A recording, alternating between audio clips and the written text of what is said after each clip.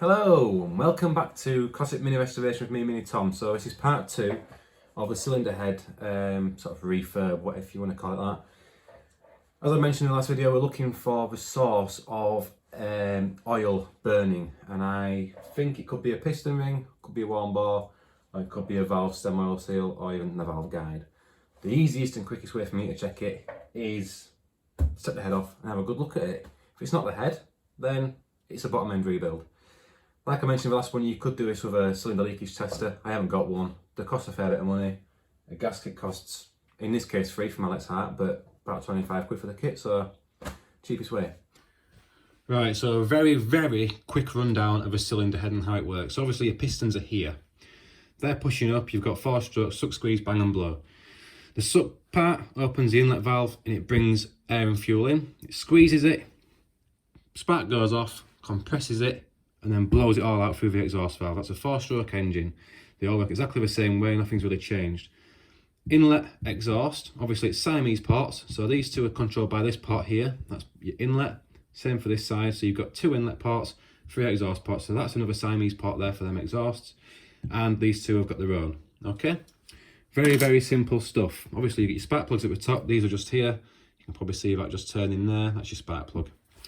This is a combustion chamber as well as a little bit in the actual bore itself. Now, what am I looking at with this head? Now I have cleaned it up a little bit, and I will say as well, these are 35.9 and 29.6, I believe, millimeter valves. So it's a big valve head, and because it's A series, there's no room for hardened valve seats. Now I did have a good look around it, and you can sort of see some rings around it which do look a bit like it, but I've been told they're not, and this head can't have them. So I'm going to have to run an additive. Everything looks fairly decent, to be fair, from what I can see here, apart from number 3 was quite carboned up. I have cleaned a bit of it off, but it was quite full of carbon, a bit like what you see there. Now what that is, that's an indication of oil being burnt. It's quite hard to get off. So I need to have a look at number 3 bore and see what that's doing. I need to obviously have a look at the, pay a closer attention to the valve stem oil seal on this particular valve here. Because as I mentioned, suck, so the oil will get sucked in if that valve stem oil seal is missing or if it's damaged or worn. It's not so important on the exhaust side because obviously when that's open, it's blowing out. But, you know, I think some of the earlier heads only had inlet valves which had the valve stem oil seals. And I think later cars, they put them on all of them. I've got 8, so I'm going to fit 8. Why not? It's going to do no harm by putting it there. Whether it does any good, I don't know. But for the time being, we're going to focus on the head.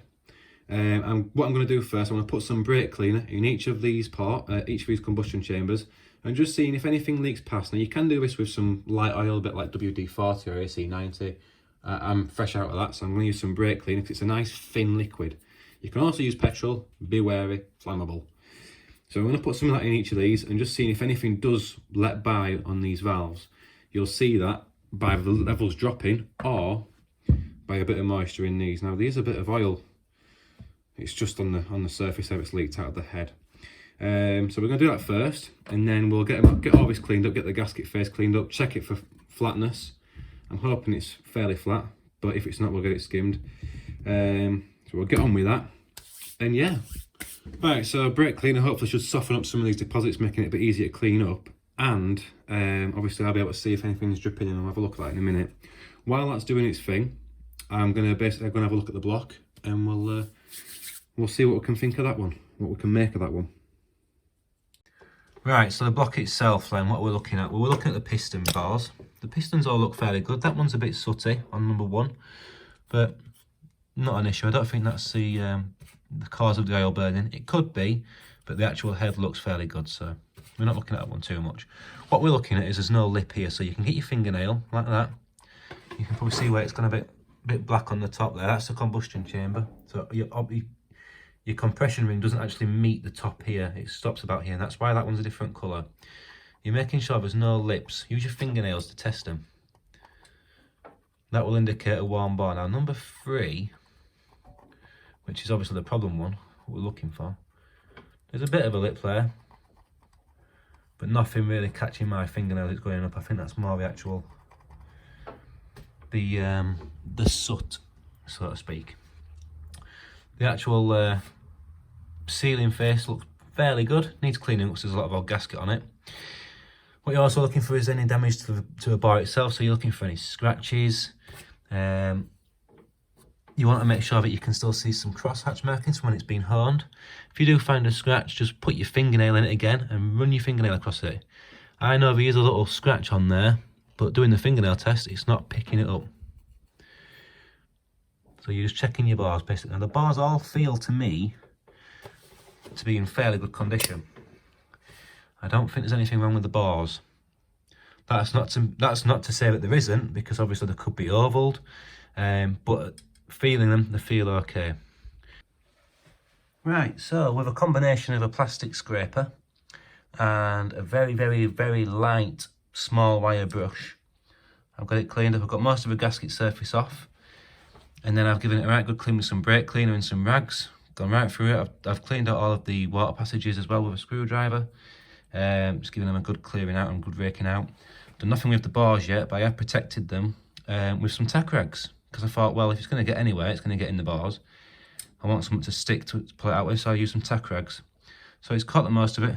Don't need a good blowout and a good wipe out. I've not done anything with the actual pistons. I'm not going to do anything with the pistons. They can stay exactly as they are. But I just wanted to protect them bars and try and catch any dust or dirt or debris that went down there. So I've done that. It will probably need an oil change, obviously, because these are the oil galleries and what have you. These are for the tappets, and there's an oil gallery there. So stuff that I've got inside them, and I'll have to blow out all of these stud holes as well to make sure nothing's locking. So it'll all get a good dusting over with a blowgun, another wipe as well before I fit anything to it. But yeah, pretty good. Right, so I have still got some brake cleaner in these. Now I do expect it to obviously evaporate with it being brake cleaner, but I should see, if I look inside the actual parts, I'll see if there's anything in there. So I'll have a quick nosy now. So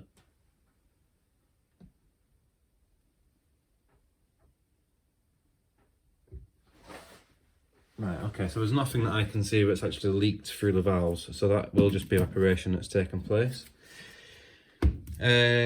Obviously that's why you tend to use petrol, because it doesn't evaporate as quick, but there we go. Now I should, hopefully, have cleaned up some of these valves pretty well with it being brake cleaner.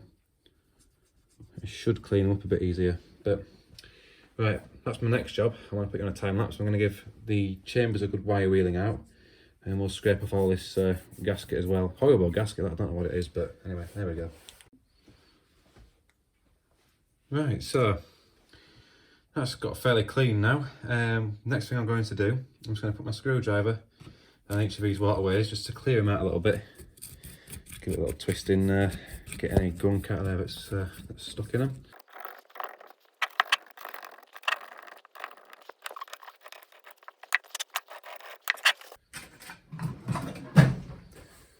So the way to do it is get your straight edge across it. Let's look at a bigger one. Get your straight edge across it and look for any lights with a torch. So I'll have to nick that for a minute, you won't see out.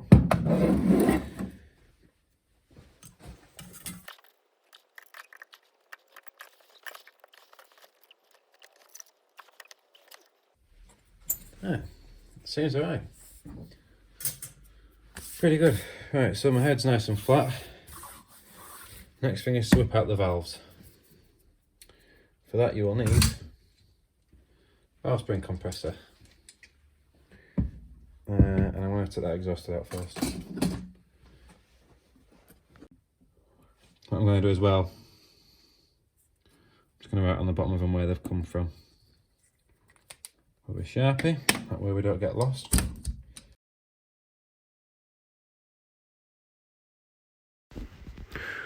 So don't be alarmed if when you pull off your valve springs you only find the one. It's quite common that most A series and A plus engines only had the one valve spring. I think 1275 GTs and Cooper S's came as standard with double valve springs just to help with valve bounce at high revs. Either way, just keep it all together, don't get them all mixed up.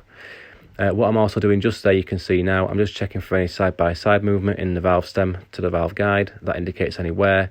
And as well, I'm just checking there for if there's any suction. Now, if you hear a little pop or if you get some suction on there, or it tries to pull the valve back in with your finger on the end of it, then you kind of know that your valve guide and valve stem are in a good tolerance and they can go back in. If you've got a lot of wear, it's probably best to get it to a machine shop and get them to put new guides in there. Have a look at your valve as well, make sure the seat's good on the valve when you've pulled it out, make sure there's no pitting, and as well have a look at the actual valve seat and the head itself, make sure that's good. If there's no pitting, that'll indicate some wear there as well. Right, repeat for the rest of them. Right, so as you can hopefully see, I've got all the valves out, the collets, the springs. All of the guides feel really good, especially number 3, which is a bit of a, I was hoping number 3, which is obviously this one just here, number 3 inlet, hang on, yeah, number 3 inlet, which is this one here. I was hoping that one would be quite warm, but it actually sounded really good. So these little rubber things here, I don't know if you can, I'll pull one off. No, I won't pull one off, Mr. Toon.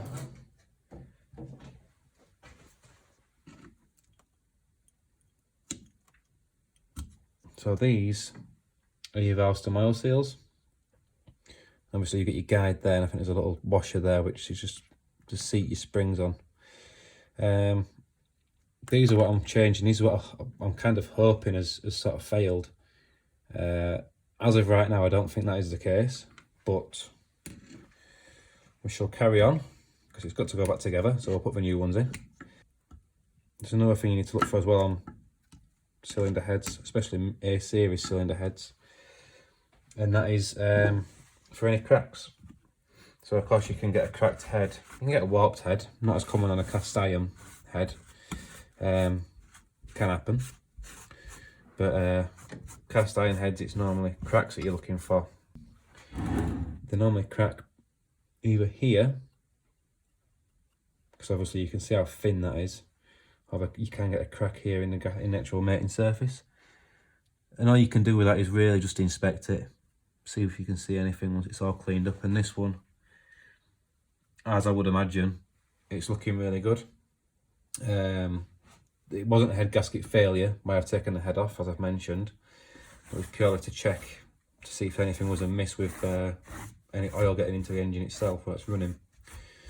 But so far it's actually looking good, which isn't a great thing because I was hoping it was going to be one of these because it's a cheaper fix, but my gut looks like it might have been right. It could have been, I think it is a piston ring that's breaking down, and that's why I'm getting a smoky engine.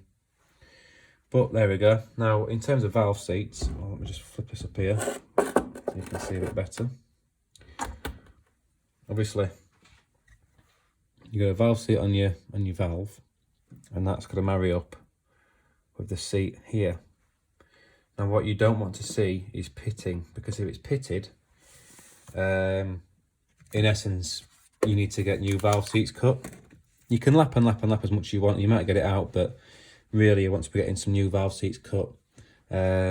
These ones look really good, considering that I haven't put any lead additive in the engine since I've had it. Naughty me. But now I know that I do need to put some lead additive in, so I will do. But the actual seats all look really good. No issues from what I can see. So these will all go back in, provided they're all true. Obviously I'll clean them up on the insides of them, but provided they're all true, these will all go back in and be reused. Obviously we'll lap it. We'll lap it the old-fashioned way with a lapping stick and some paste. Yeah, there we go.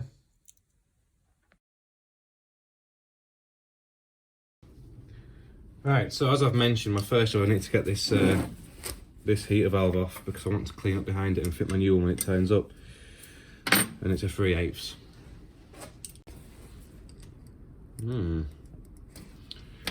Right, okay. So this has been drilled and retapped to, is it M6 for 10mm? It could be M6. So there must have been something wrong at some point. Why am I changing the heater valve? Well, I do like this style of valve. I think it looks a lot more period. However, this is the original valve to to the engine, I think. Well, it's probably not because it's been tapped on it, but basically the outlet there is tiny compared to sort of a normal sort of size that I've seen before. So I want to change it and get a bigger valve, and plus I don't think it's working great now. My heaters never really get too hot, whereas it did before. So I'm going to put the inline valve back on. As I said, I do like this style of valve, but I know that the new ones that you get tend to leak quite quickly. So yeah, that's coming off. Like you can see there, it's a bit crusty inside it and what have you, and it's only small. Doesn't do a right lot, so yeah, we'll change that. I've got an outlet coming, so I can put that on there, and then that's that job's a good one. Alright, so I just wire wheeled the surface, just getting my screwdriver in there, give it a right good raking out, making sure there's no sort of stuck in there. That's fine. Right, next job. As you can see, all the valves are looking nice and clean. The way that I've done it, you need to be very careful.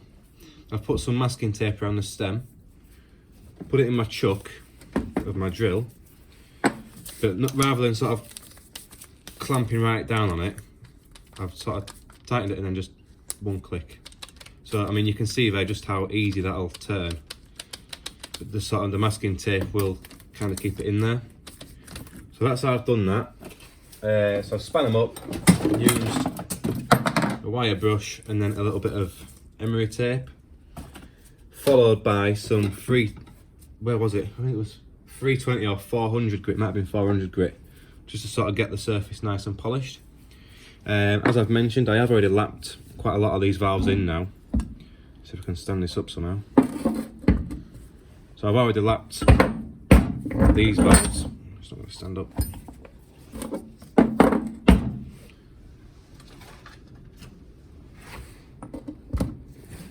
Yeah. So I've already lapped all these. So you can see there I've got a nice sort of grey dull ring all the way around them, as opposed to shiny. You can see the difference, and you can also see on the actual seat itself that it's nice and clean. The way that I've done it is I have gone for a coarse paste first, and then finish off with a fine, and doing 2 passes with the fine. It doesn't take too long to do it, obviously with the hand lapper. This is a Holtz one. I think it was like £6 from Halford, so you get fine and coarse of it. And yeah, it doesn't take too long at all. So just patience. You can see there, they're all nice. One thing I will say is engine oil on the valve stem before you start lapping. You should never lap dry, so a little bit of engine oil on it and get them lapped. So what I'll do is I'll try and show you before and after. So that's before it's being lapped. You can see that it's quite, well, it's not very good surface. So that's before it's being lapped. I've got some, this isn't 3-in-1, this is actually engine oil. I just don't have another container. So engine oil, put some on the stem, and then a bit of paste, just sort of nudge it around like that. Don't put loads on, you don't need loads, but just a bit of paste. Like I say, I'm going for coarse first, just to sort of break it down a bit, and then we'll go for a fine after that.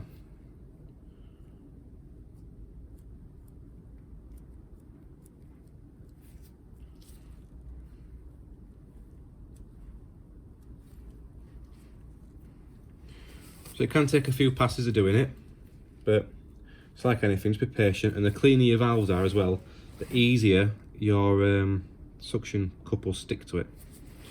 So a bit of engine oil on there, pop it in, drop it in slowly, just give it oil a chance to get around it.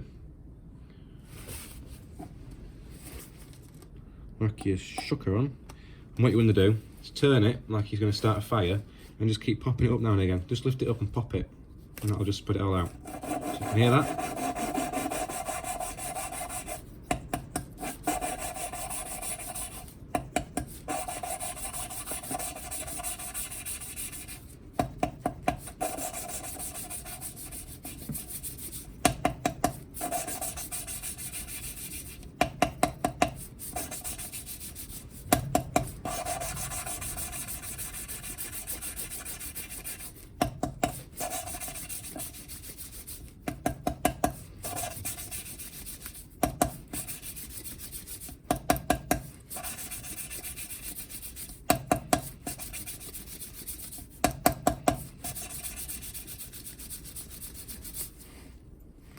So when you hear a note change, you know that you've either run out of paste on it or it's lapped properly. What I'm going to do, I'm just going to put a bit more around the outside there, just to keep it going. So if you do the coarse and the fine like I've done, it took about 5 minutes per valve. 8 valve head, you've got 40 minutes in it. You can get tools to use it with a drill, and these ways and means of using a drill to do this, but in reality it doesn't really make much of a difference, and I think this way is a much safer way of doing it.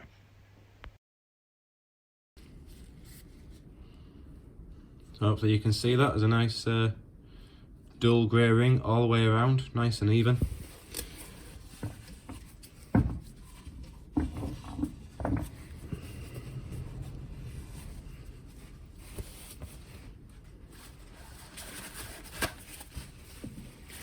As I've said throughout, it's all about cleanliness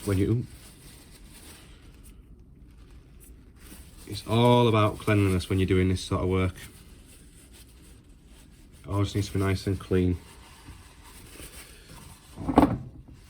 Obviously, this stuff is abrasive, so anything that's left behind with this will get straight into your engine, and that's like a sandpaper or a grit in your bores, and that will spell disaster. So nice dull grey ring all the way around, same in there.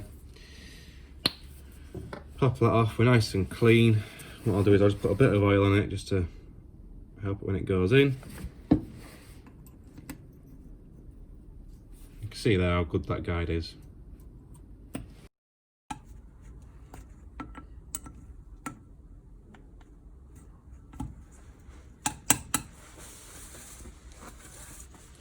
Right, so that takes no time at all, as you can see. My next job, I've had a look inside the parts. I'm not going to bother cleaning anything in there up because it's not too bad.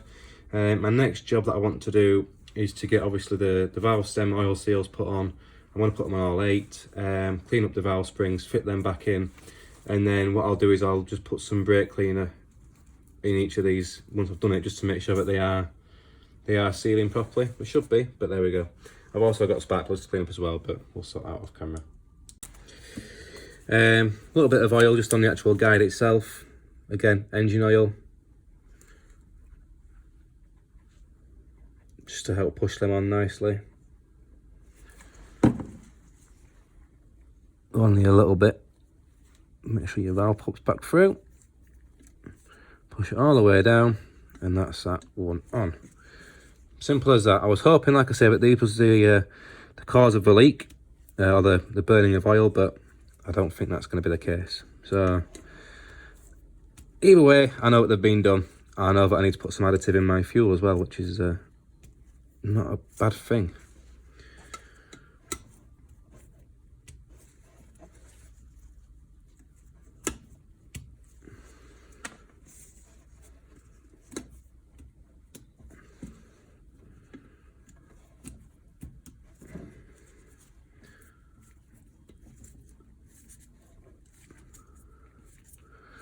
Right, so they're all pushed nicely home, as you can see. They can't go down anymore, that's as far as they will go. What I'm going to do is I'm going to check.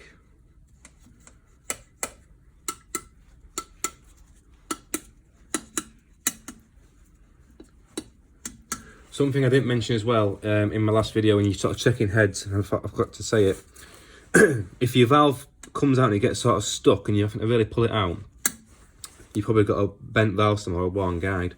These ones obviously all move nice and freely, there's no issues with them at all. But if you have got a bent valve, really you need to be getting a new one. So yeah, just watch for that. Next thing, I'm going to clean these up and get them fitted back in. Just basically going to get all the oil and gunk and stuff off them with some brake cleaner. So I'll do that off camera. Right, everything's all cleaned up.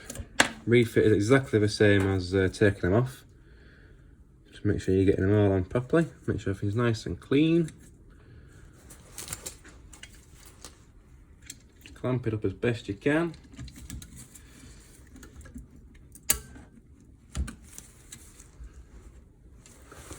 Take your collets, again, make sure they're nice and clean. Pop it in, turn it around.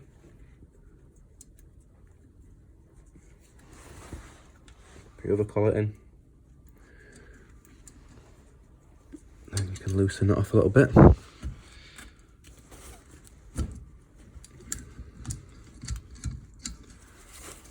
And that's one in. Repeat for all 8. Right, now I've got the head resting on a cloth just to protect it. The last thing you need to do once you've got all of your collets on is give them all a tap with a hammer.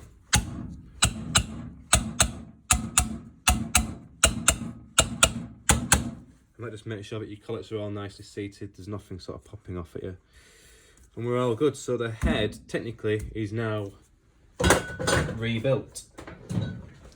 As I mentioned, the next thing I want to do is pour some brake cleaner into the bars and just into the combustion chambers, see if it holds it. So I'll put some brake cleaner in there. And as well, what I forgot to mention, it's so involved, this job, your push rods, you need to take them out one at a time out of your bit of cardboard, run them on the bench, just check for any wobbles in them, because they can get bent. You'll see a wobble in it straight away. Roll it on a bench, make sure they're not bent or anything like that. So again, I'll do that off camera with all my push rods. As well, I was going to clean the block, and then I'm going to run an airline through everything. Make sure everything's nice and clean, everything's nice and wiped and flat and stuff. So, right, a few bits to be getting on with. The next bit you'll see is putting the head back on. Right, so I've got some brake cleaner there. You can probably barely see it because obviously it's so clear, but I can assure you there's some in there. Just got an airline. Quickly, I'm just going to blow up in each of the parts. Don't put too much in because obviously the valve will try and push itself up as you're blowing air into it, because that's the way it's designed.